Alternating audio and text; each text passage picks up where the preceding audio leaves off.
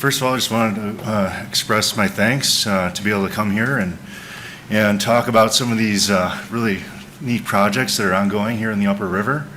It's a very appropriate place to be because we can look out and see the river there, and the projects I'm talking about are all taking place within a few miles of here. So, and we also have the fortune to look the other way and see the power projects that are actually driving these habitat restoration projects.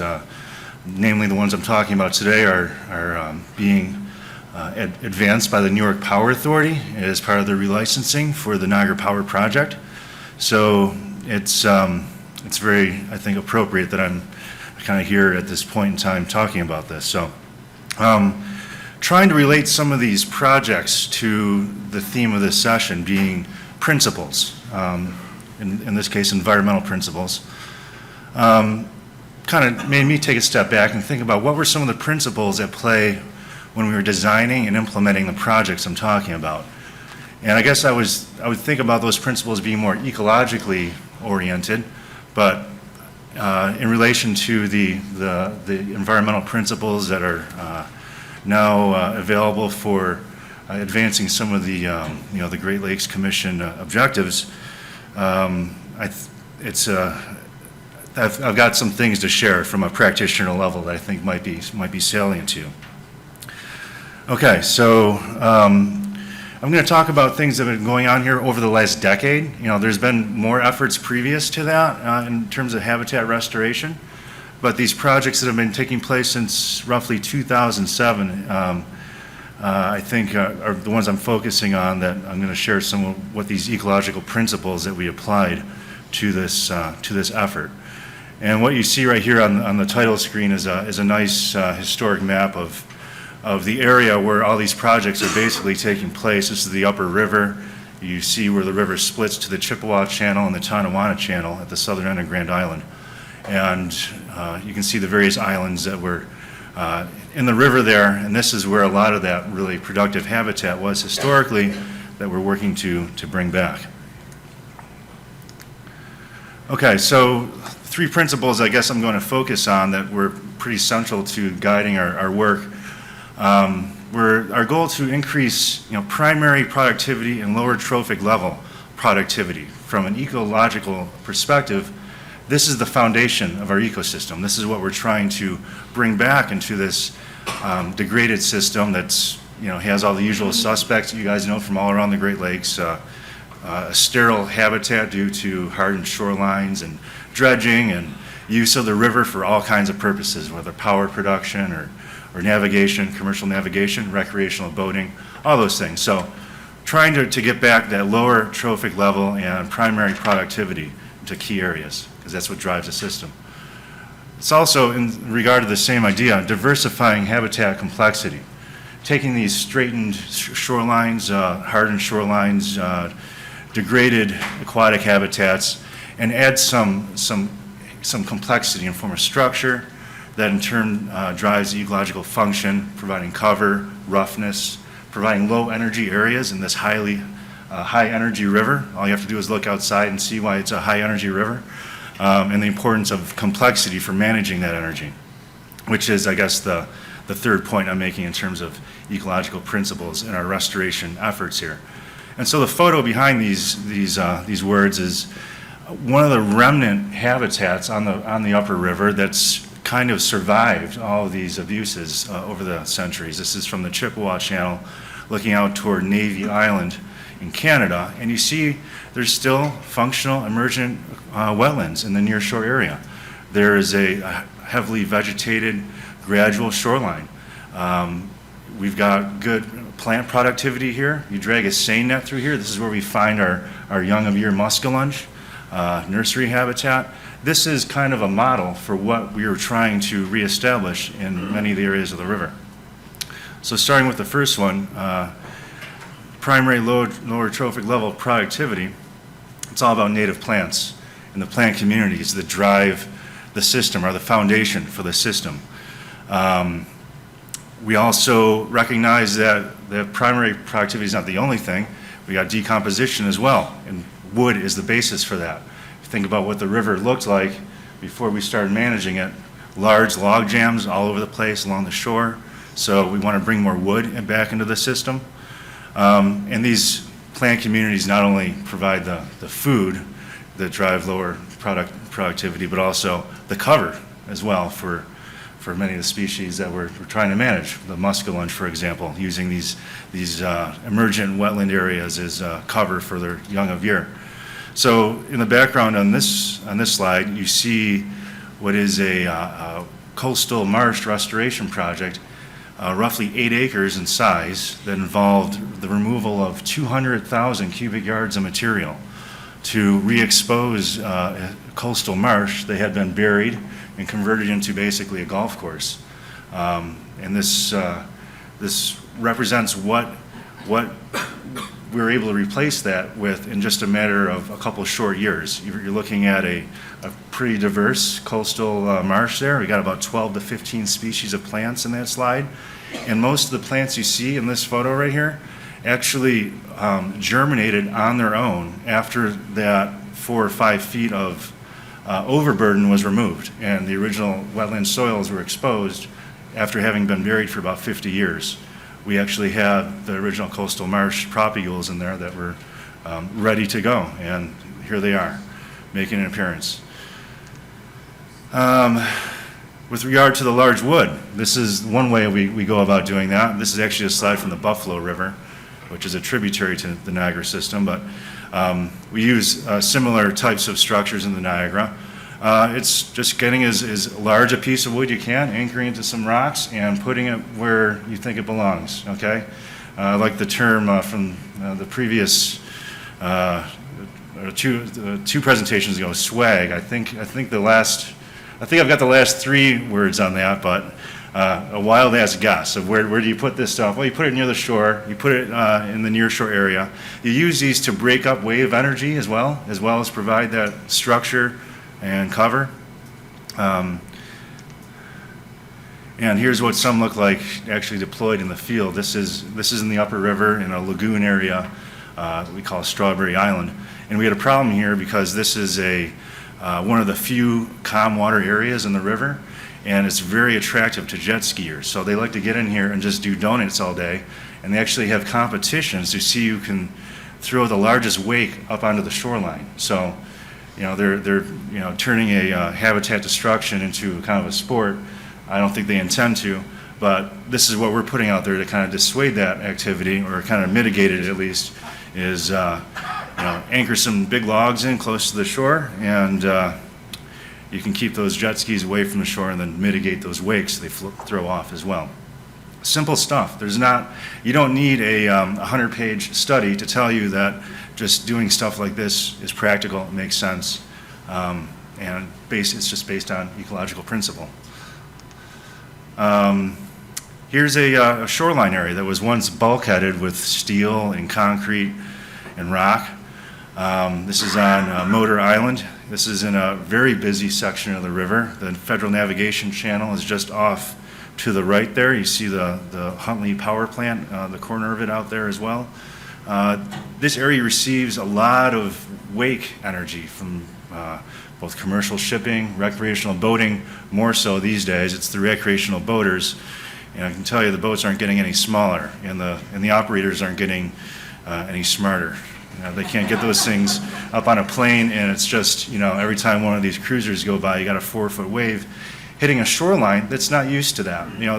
It's a high energy river, but it's not a high energy river in terms of coastal wave action hitting the shoreline. No, it's used to ice scour, an occasional November storm that kicks up, but constantly in the summer, every couple hours, a huge wave hitting the shoreline has its impact. So to do these kinds of projects, to get a shoreline back into a functional ecosystem, requires some ingenuity here of regrading the shore, and you can't quite see it in here because this is during high water, but we've constructed some submerged berms, rock sills, if you will, offshore, about 30 to 40 feet offshore, to act as a wave break to deal with those energies that are hitting the shoreline now as a new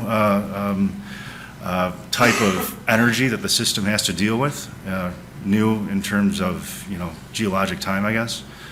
And this maybe touches on, I was trying to take notes during the previous presentation about what the environmental objectives, environmental principles rather, that we have as kind of overarching. One of those would be manageable stresses, and this I believe is a manageable stress, the effects of boat wakes.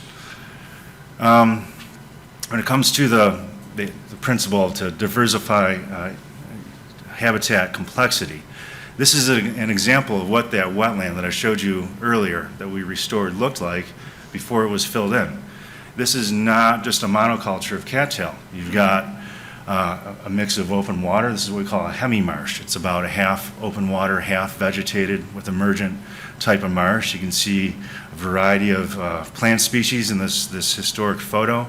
This was likely a really highly productive area for fish in the upper river. And so this is what I guess I'm referring to in terms of complexity. It's a variety of plant communities, a variety of water depths, a variety of biota to drive the diversity.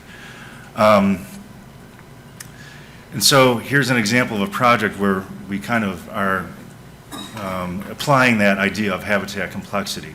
This is a location on the river that was once a gravel mine, basically.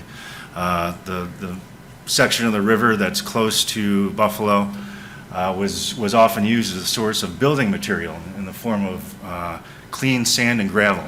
And this area here in particular never quite recovered from that activity going back to early last century. Lots of the other areas did recover with plants growing on them, functional habitat. However, this area was always kind of like a blank spot in the river, and it was just like about 1.5 feet deep, just bare sand with some cladophora on it. Very little habitat value, no complexity. So we saw it as an opportunity, a blank slate to add some complexity to this area. So what you're looking at is a rock berm that surrounds this area that we're targeting, and you can see that the lines represent different bathymetric depths to get different water depths that drive the different plant communities that establish at each depth. We even have some areas above water in those green areas, little islands there. We even have some of the large wood that to add complexity kind of locked in between those islands. And you also notice that it's not completely shut off from the river. There's some openings at the bottom end, the downstream end, but also importantly at the upstream end. You notice we want to, allow the current to flow through here and provide the right level of flow to keep it from getting stagnant. So this is what it looked like just, first starting construction. It gives you a better idea of scale here. We're talking about basically 3 acres in the middle of the river. This is what, obviously a project like this is kind of logistically complex. These are not small projects, they're not cheap either. But to really have the impact at scale, you got to go big, and that's the Power Authority was willing to do. And I think that it's I would hope that we can all maybe look at these projects, learn what works, and apply those principles to the future, because that's what principles are. You learn, you know what works, and you put it toward the future. So this is what it looked like at completion. You can see where we got the deeper water right around the inside of that berm. This whole area is barely sticks above water. You can see in this case here, it's only those very high points on that berm that are above water. The rest is right below the surface. And in fact, back in November, this whole thing was underwater, probably under about 2 feet of water, because we had a lake sage and the whole river came up like 4 or 5 feet. But you can see we've got the large woody debris in there locked in. It's a much more complex and, in response, diverse area than it was before we went to work on it. So just an example of how you can take an area that's been modified by human impact and what I like to call rewild it. We can rewild the river in these certain areas.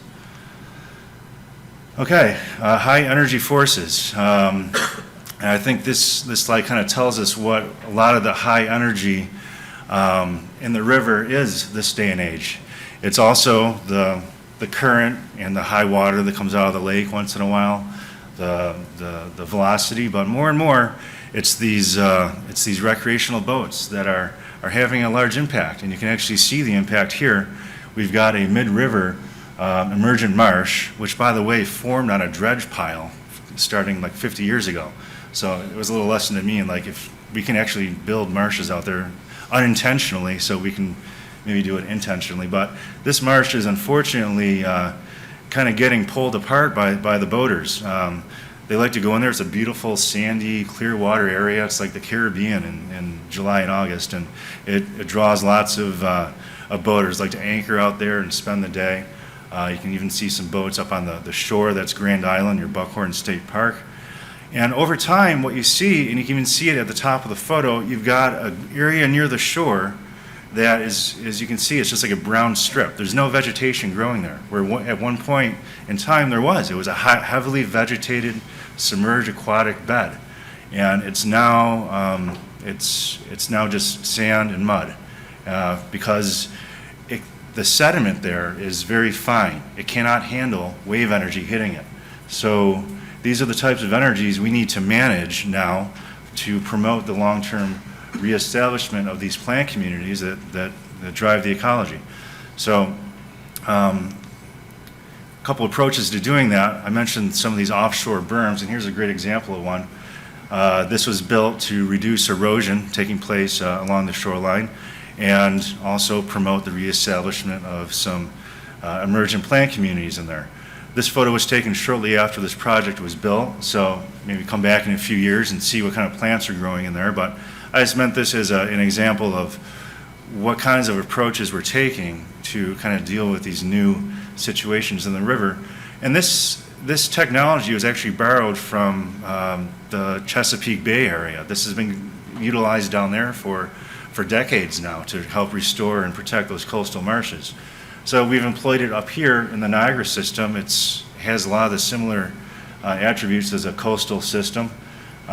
So we treat it as such, and these actually are working pretty well with allowing us to revegetate areas. And this one you can see where we built one of these structures offshore at Motor Island. This is a DEC managed area in the river.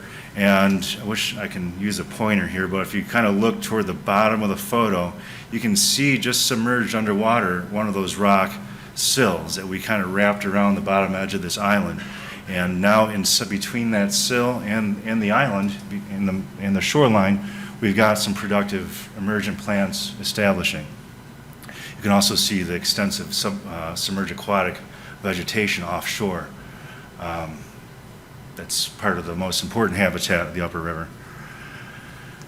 And here we are with the most recent work. This is actually ongoing currently in that Strawberry Island area of the upper river. This kind of shows once again, very similar to the Frog Island. Working in the middle of the river, having to get equipment out there to do this work, it's very labor intensive. But this is where we built some berms a long time ago to protect the shore of this island. And we've learned some things from that. The berm worked well, but the sediment we put inside the berm did not work so well. It was very fine and loose. It got washed out. So we're coming back and we're actually amending the sediment, going from the bottom up to bring some coarse material that can stand up to this high energy, some gravel, some sand, mixing it with the sediment so we can start over again with our planting. You can even see that chain of anchored logs at the bottom end there inside that lagoon area that I showed you previously. So really the best way to show this work is to be out there in the river with you guys, and I can point things out. So if anyone ever wants to take a field trip here sometime in the next few years, I invite you, look me up, and I can actually take you out here and show you firsthand what's going on. And so this is kind of what that area now looks like shortly after that work was done. We're calling this Mustache Island for obvious reasons. Once again, we've got the hardened, protective berm, create some complexity, some protection, but bring in some wood as well. So that kind of gives a little thumbnail of what's going on currently and how we're trying to apply ecological principles to habitat restoration. So that's all I have for now. If you have any questions.